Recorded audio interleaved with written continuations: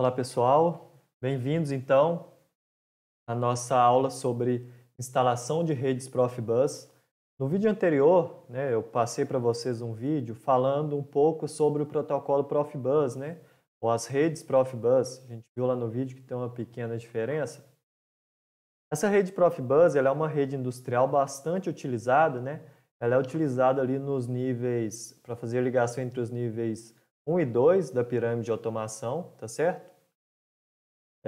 Então a gente chama isso de rede de campo ou rede Field Bus, certo? Não confundir isso aqui, que o pessoal confunde muito, com Foundation Field Bus, que é outro tipo de rede. Eu falo rede Field Bus, eu estou me referindo a essas redes de campo, como é o caso do Profibus, a gente tem redes Profinet, DeviceNet, são todos exemplos de redes de campo. Então, agora que a gente já sabe um pouquinho sobre as redes Profibus, a gente vai falar de um ponto que ele é fundamental em qualquer tipo de rede de campo, que é o ponto que apresenta a maior parte dos problemas, que é a instalação dessas redes, tá certo? Então, a pergunta da aula de hoje é a seguinte: em relação à comunicação do mestre com os escravos, a gente viu que a Profibus é uma rede mestre-escravo, O que acontecerá na seguinte rede Profibus? Imagina que eu tenho aqui uma rede com um mestre e 1, 2, 3, 4, 5 escravos, certo? E nessa rede aqui, a gente tem o terminador de rede ligado no mestre, nesse escravo e nesse escravo. Então, o que vai acontecer nessa rede? Até o final da aula, a gente vai conseguir entender, tá certo? Para quem não ficou claro, o T aqui significa terminador de rede e ele indica a posição na qual ele está instalado. A maior parte, como eu já falei, das redes de comunicação tem um fator que é fundamental para o funcionamento correto da rede, que é a qualidade da instalação. Sem uma boa instalação na rede, não adianta o protocolo ser robusto, não adianta a programação estar feita de uma maneira correta, a principal parte é a instalação.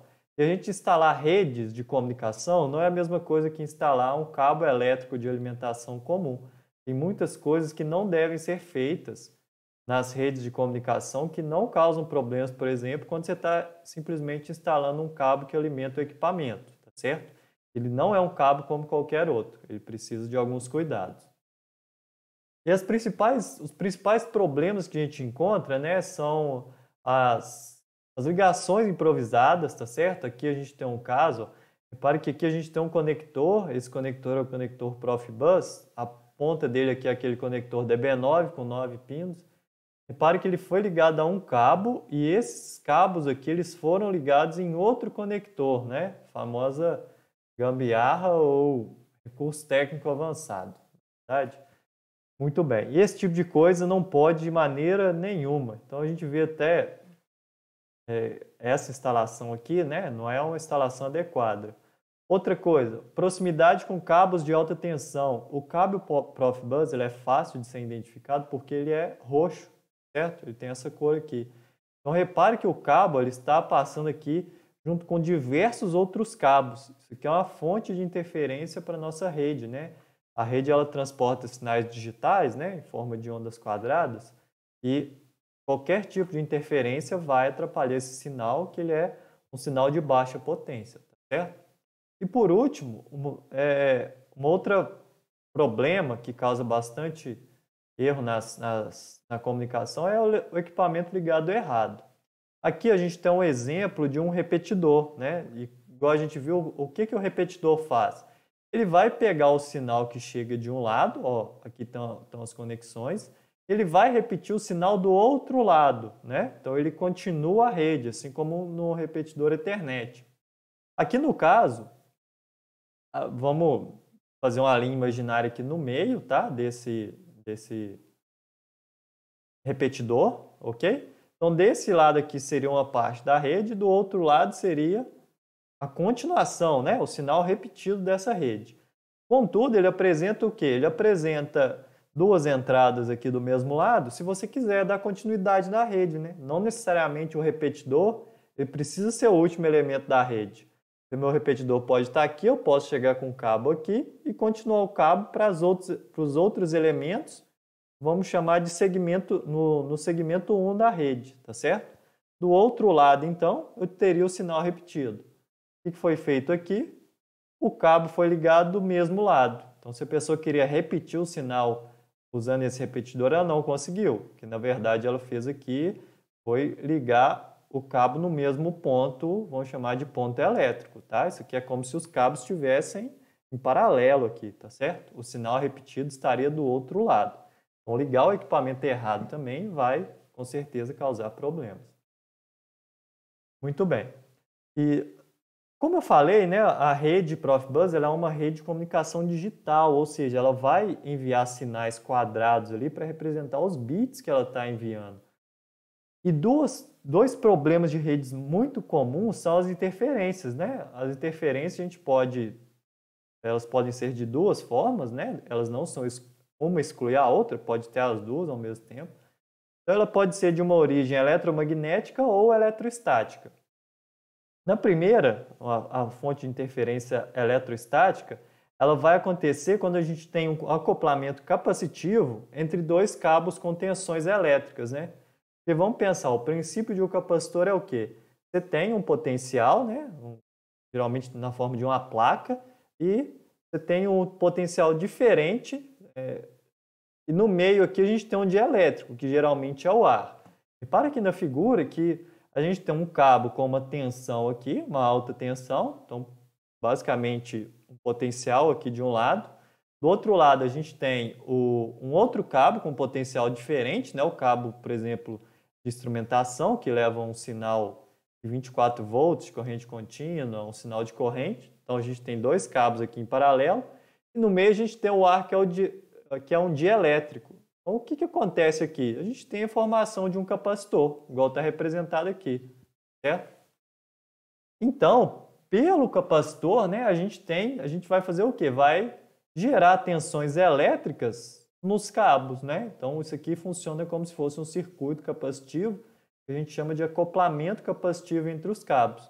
Esse acoplamento ele é proporcional à frequência, ou seja, quanto maior a frequência do sinal aqui alternado, maior vai ser esse efeito, e ele é inversamente proporcional à distância, né? A gente pode imaginar que quanto mais distantes estiverem os cabos, menor é esse efeito, tá certo? E é realmente dessa forma. Então, esse seria a primeira forma de acoplamento.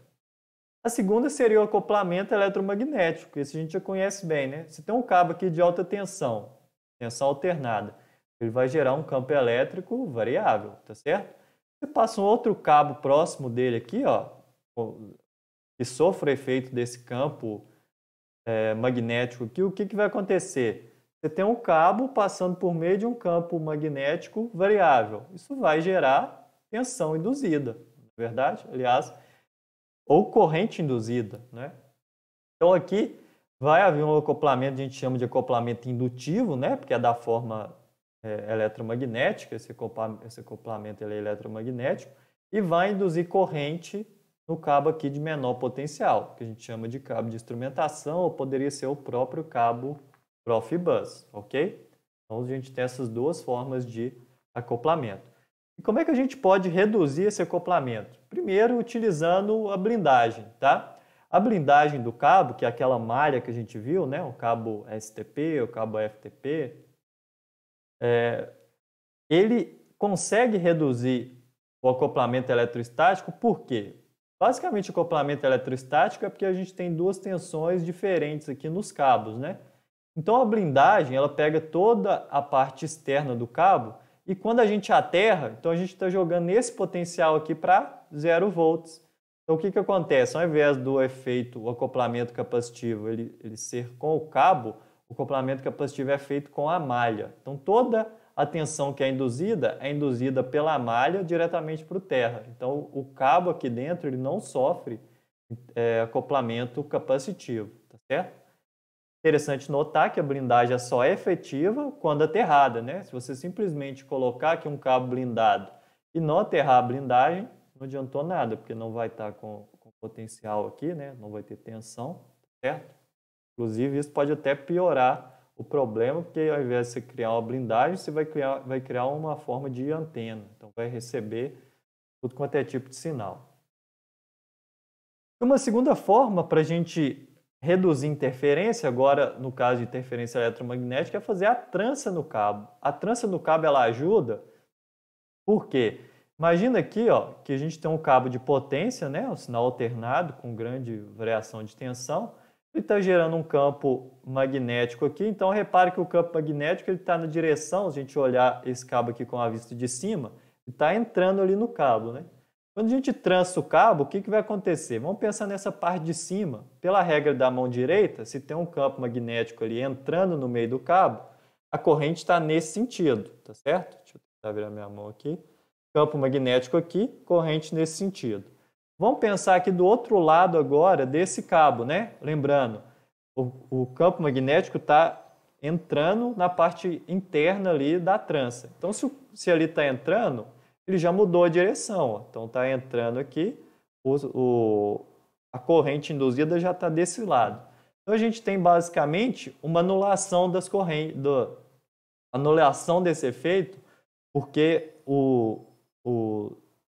a gente tem correntes em direções opostas, né? Então, as correntes que vão ser geradas ali, elas estão em direções opostas, então elas vão, deixa eu ver aqui, elas vão se anular aqui o campo magnético, tá certo? Vai fazer algo dessa forma aqui, beleza? Uma outra coisa também que ajuda a reduzir bastante, que é a mesma ideia da malha do cabo, é instalar os cabos em dutos metálicos aterrados, tá certo? Então, a gente tem um duto metálico aqui, a gente aterra esses dutos, então tem o mesmo efeito, ok? No caso aqui da plástico, não preciso nem falar por que não serve, né? E a grade também, a grade ela só tem essa parte inferior aqui, né? A parte de cima não estaria coberta, então também não teria efeito, tá? Só em calhas ou dutos metálicos aterrados. Muito bem. Eu vou cortar o vídeo por aqui, para a gente... Essa primeira parte do vídeo falando só de interferência, e na segunda parte eu já vou começar a falar sobre a transmissão e o Profibus propriamente dito, tá certo?